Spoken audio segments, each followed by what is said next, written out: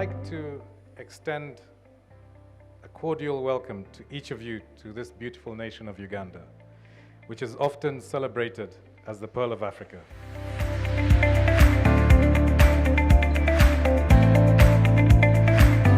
Distinguished ladies and gentlemen, African trade is not new. As early as 425 BC, our Greek historian and geographer Herodotus wrote about African trade across the Sahara, and this dates back as far as 10,000 BC. And here we are, 2023, sitting here in Uganda, talking about Uganda, South Africa Trade and Investment Summit. A commitment is a commitment, because this commitment has been on for the last 4 or 5 years, but since last year, there's been a drive and passion and insistence that we fulfill what the President of Uganda asked for. As South Africans, we're well aware of the support the peoples of Uganda gave us during our liberation struggle. And as such, we thank you for being part and parcel of being the midwives of our democratic South Africa. Kati abannayuganda ebizibu ebyaffe ebyawano ebyokwewayiriza tusooke tubireke, tujja byogerako olulala, naye twogere kubanga tufunye omukisa ogufuna abagenyi abagenda okutwala ebyaffe, so nze ndowooza nti tugukozese tuleme kwewayiriza. What I'm saying, our dear brothers and sisters from South Africa, is that we are blessed. We have had an opportunity to meet you. We have been looking for you. God has brought you. ABSA believes in the potential of Uganda, which has continuously been ranked as one of the fastest growing economies in East Africa and the African continent. We continue to invest in this market to stimulate economic growth, specifically in crucial sectors of development of the economy. Uganda already boasts a large number of South African companies, ranging from MTN to ABSA.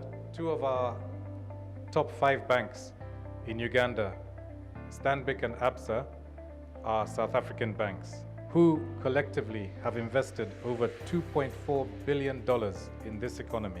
So at MTN, we believe that business cannot operate in isolation.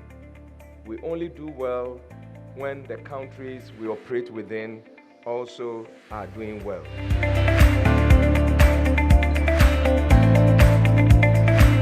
The South Africans who have come to join us today, what interests you have in Uganda?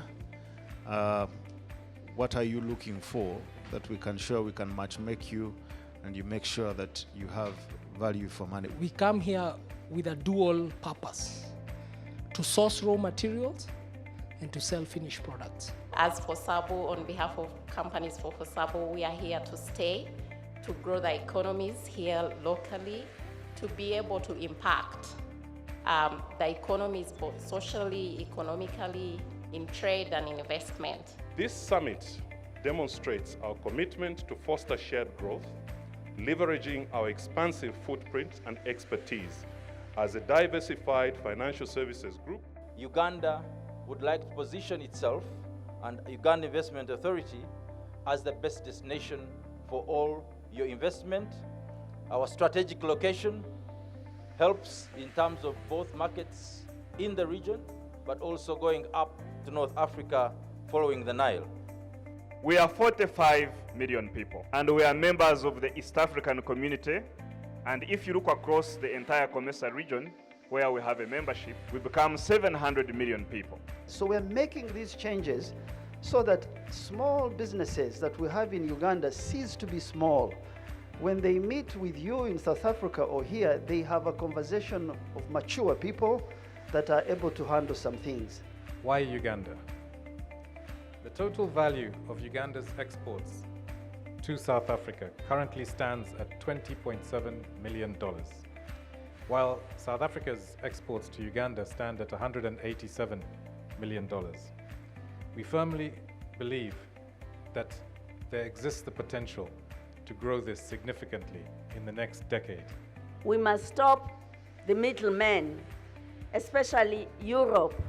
That's why we have the Africa Free Continental Trade Area, that we must promote as Africans, which was signed by our heads of state, because we create jobs or we export jobs to Europe instead of creating jobs here and adding value to our products and creating and trading with one another on the continent.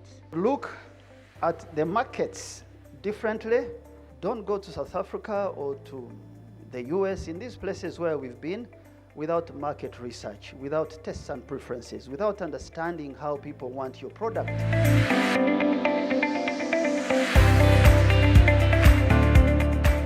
Mr. President, allow me first of all start by commending you for creating an conducive environment for Ugandans to live in, but also, most importantly, for business to thrive in our country.